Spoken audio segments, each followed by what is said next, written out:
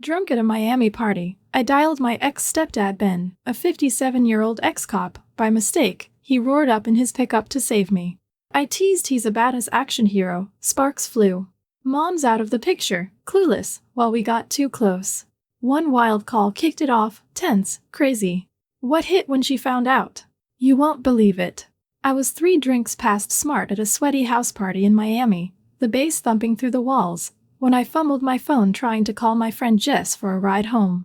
The room spun, lights blurred, and I hit the wrong name, Ben, my ex-stepdad, a 57-year-old ex-cop who used to chase down crooks before Mom ditched him 2 years back.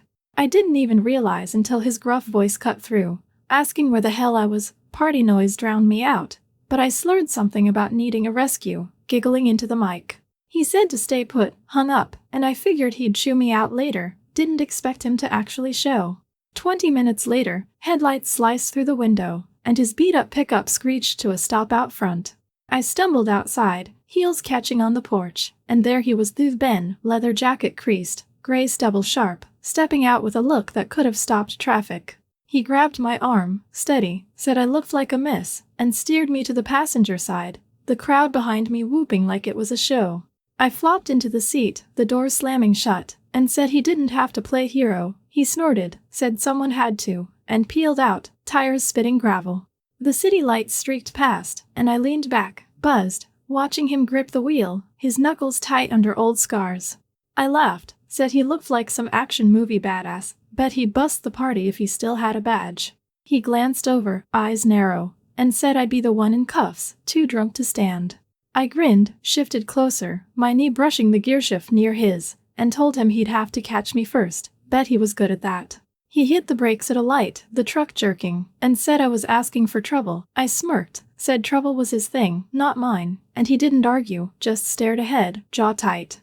We hit a quiet stretch, and he pulled over sharp, gravel crunching, the engine still rumbling. I turned, my elbow on the armrest, and said he didn't have to stop, unless he wanted to play savior again. He cut the ignition, turned to me, his hand landing on the seat near mine, close, firm, and said I'd called him, not the other way around. Why'd I pick him? I leaned in, my shoulder an inch from his, and told him maybe I liked his style, rough, real, better than any guy at that party. He gripped the seat, his fingers brushing mine, and said I was drunk, didn't know what I was saying. I laughed, said drunk or not, he showed up. I bet he liked the call. The cab went silent, just the hum of crickets outside, and I slid my hand along the seat, stopping short of his, saying he looked good under those streetlights, hero vibes all the way. He shifted, his knee bumping mine, and said I was pushing it. His voice was low, rough. I smirked, said pushing was fun, he hadn't kicked me out yet. His hand tightened, almost touching mine, and I felt the air snap tight, his leather creaking as he leaned closer. Then headlights flashed, some car speeding by, and he pulled back, started the engine, saying we'd talk when I was sober. I grinned, stayed put, knowing I'd hooked him. He wasn't shaking me off. I woke up the next morning on Ben's couch in his cramped Miami apartment, head pounding like a jackhammer, the smell of frying steak hitting me from the kitchen. I'd crashed there after the party, too drunk to argue when he dragged me inside last night, and Mom was still out of the loop, probably sipping coffee in her own place across town. I shuffled in, barefoot, my party dress wrinkled, and found Ben at the stove, flipping meat in a skillet, his old t-shirt stretched tight across his back. He didn't turn, just said I looked like hell. Coffee's on the counter if I could stomach it. I grabbed a mug, poured some, and said he didn't have to cook for me. Hero act was last night. He slid a plate onto the counter, steak sizzling, and said I'd need it, didn't want me puking on his floor. I smirked, leaned against the fridge near him, and told him he was too sweet, bet he fed all his rescues like this. He shot me a look, sharp, and said I was the only idiot calling him at 2 a.m. Lucky he didn't leave me there. I stepped closer, my elbow brushing his arm, and said lucky for me he's still got that cop instinct, swooping in like a badass. He grabbed a fork, handed it over, his fingers grazing mine, and said I was full of it. Instinct didn't cover drunk dials. I took it, grinned, and told him maybe I dialed right, bet he liked playing night. He turned back to the stove, flipped another steak, but I caught him glancing at me, quick, steady. I sipped the coffee, set it down, my hand sliding along the counter near his, and said he looked good in action last night, leather and all, real tough guy stuff. He gripped the spatula, his knuckles tight, and said I was seeing things, too many shots. I laughed, bumped his shoulder with mine, and told him shots or not, he pulled it off, bet he had girls falling for that back in the day. He set the spatula down, turned, his hip an inch from mine, and said I was pushing buttons again, didn't learn from the ride. I leaned in, my arm pressing his, and said buttons were fun, he hadn't shut me down yet. I grabbed the plate, speared a piece of steak, and took a bite slow, holding his gaze, saying he cooked better than he rescued, bet he could grill for a whole precinct. He snorted, leaned against the counter next to me, his knee brushing mine, and said I'd talk my way into anything, precincts didn't need me. I slid closer, my hand resting near his on the counter, and told him maybe he did, bet he missed a little chaos since the badge days.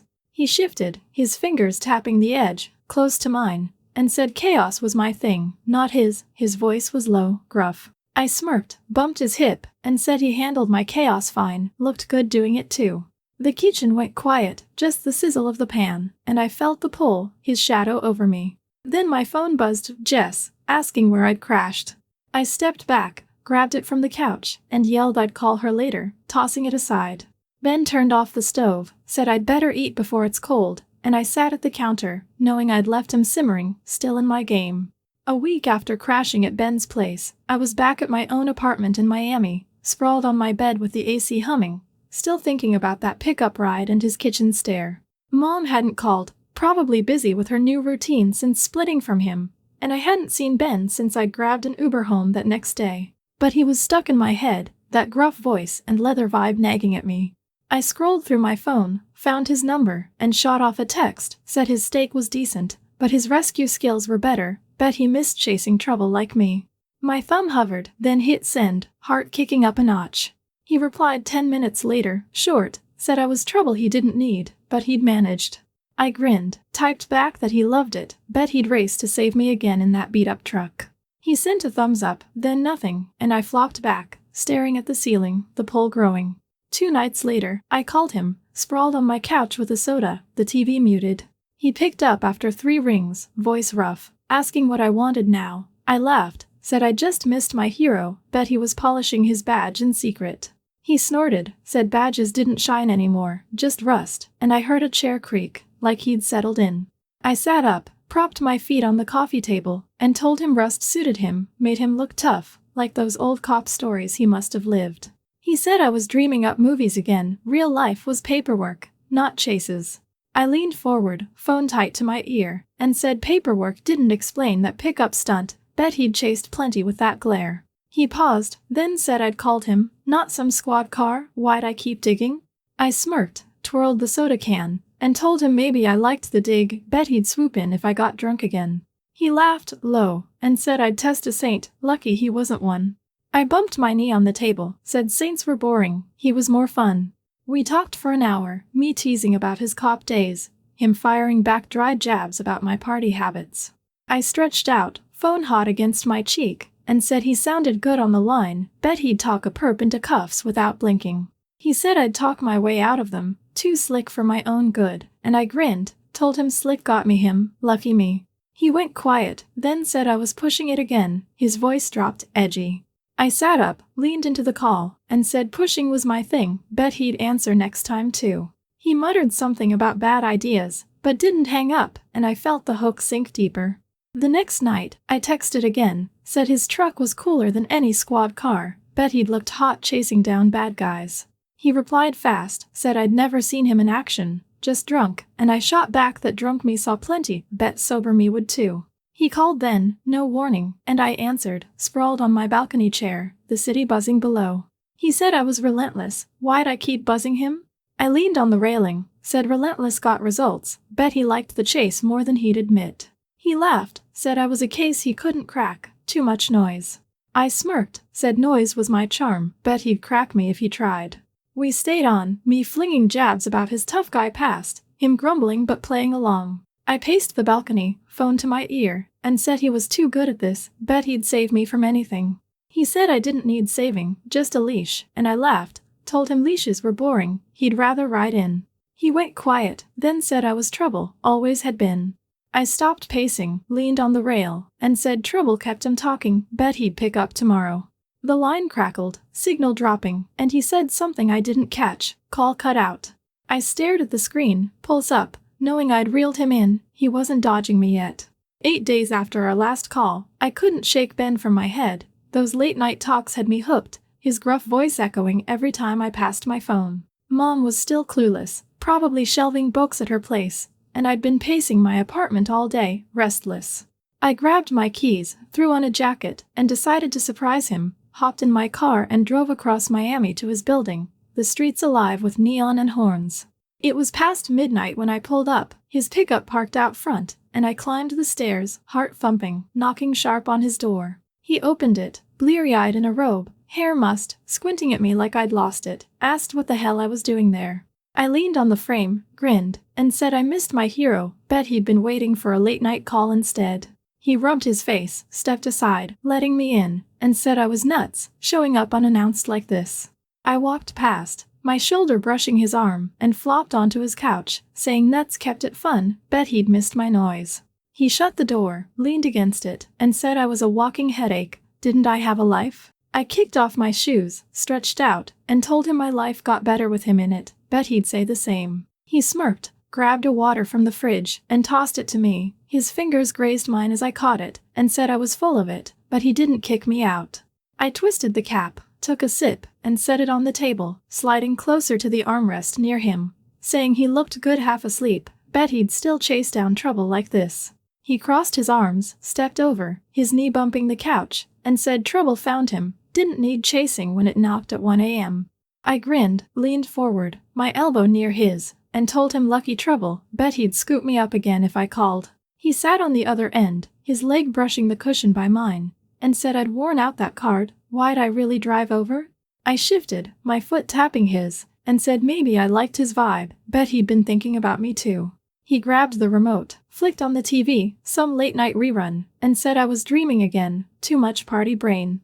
I slid closer, my knee nudging his thigh, and told him dreams weren't wrong, he'd answered every text, bet he'd been waiting for this. He turned the volume down, his hand resting near mine on the cushion, and said I was pushing buttons, same old game. I bumped his shoulder with mine, said buttons worked, bet he liked pressing back. He shifted, his arm brushing mine, and said I was relentless, didn't know when to quit.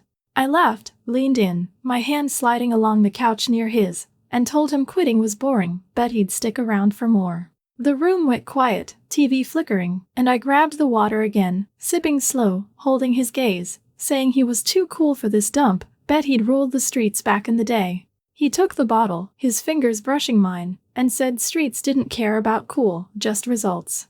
I smirked, bumped his knee with mine, and told him results looked hot on him, bet he'd saved plenty with that glare. He set the bottle down, his hand landing close, grazing my wrist, and said I was spinning stories, his voice low, rough. I leaned closer, my arm pressing his, and said stories fit him, bet he'd write one with me if I stayed. Then my phone lit up, calling from her place, asking where I was this late. I jumped, grabbed it, and muttered I'd crashed at a friend's, stepped to the balcony to take it, keeping my voice low. She grilled me, hung up, and I walked back in, tossing the phone aside. Ben stood, said I'd better not drag him into that, bet she'd flip if she knew. I grinned, sat back down, and told him flipping was her problem, bet he'd keep me here anyway. He didn't sit, just watched me, and I knew I'd landed deep, he wasn't shoving me out. A week after my midnight drop-in, I texted Ben to meet me at a park near his apartment, saying I'd be there feeding the ducks. Needed some air after a long shift at the bar where I'd been pouring drinks.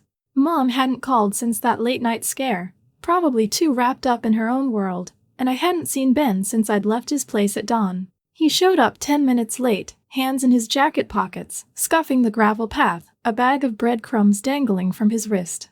I tossed a handful into the pond, ducks swarming, and said he was slow, bet he'd race if I was in trouble again. He smirked, dropped onto the bench next to me, his knee brushing mine, and said trouble didn't need a park, found him fine at home. I grabbed the bag from him, my fingers grazing his, and tore off a chunk, saying he looked good out here, bet he'd chased perps through worse spots. He leaned back, arm along the bench, close to my shoulder, and said perps didn't quack, just ran. I grinned, tossed more bread, and slid closer, my thigh bumping his, telling him running suited him, bet he'd catch anything with that cop glare. He took the bag, ripped off a piece, his elbow nudging mine, and said I'd run circles around him, too fast for my own good. I laughed, bumped his shoulder with mine, and said fast kept it fun, bet he'd keep up anyway. I stood, stretched, and walked to the pond's edge, tossing crumbs, feeling him watch me. He stayed put, crumbling bread, and said I was wasting his stash. Ducks didn't need a party girl. I turned, leaned on the bench arm, my hand near his, and told him party girls brought the fun, bet he'd missed it since I left. He tossed a chunk into the water, his knee shifting closer, and said fun was overrated, quiet was better. I sat back down, my leg pressing his, and said quiet didn't fit him, bet he thrived on chaos like me. He smirked, handed me the bag, his fingers brushing mine slow, and said chaos was my game, he just got dragged in. I tore off more bread, leaned in, my shoulder against his chest, and said dragging him was easy, bet he liked the pull. He shifted, his arm brushing mine, and said I was relentless, pushing buttons every chance I got.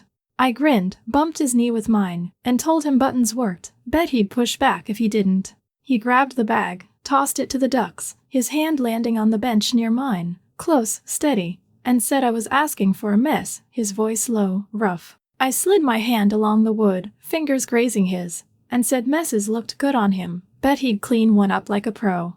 The ducks quacked, water rippling, and I stood again, stepping behind him, resting my hands on the bench back near his shoulders, saying he was too cool for this park, bet he'd ruled tougher beats. He turned his head, his jaw brushing my arm, and said beats didn't need cool, just guts.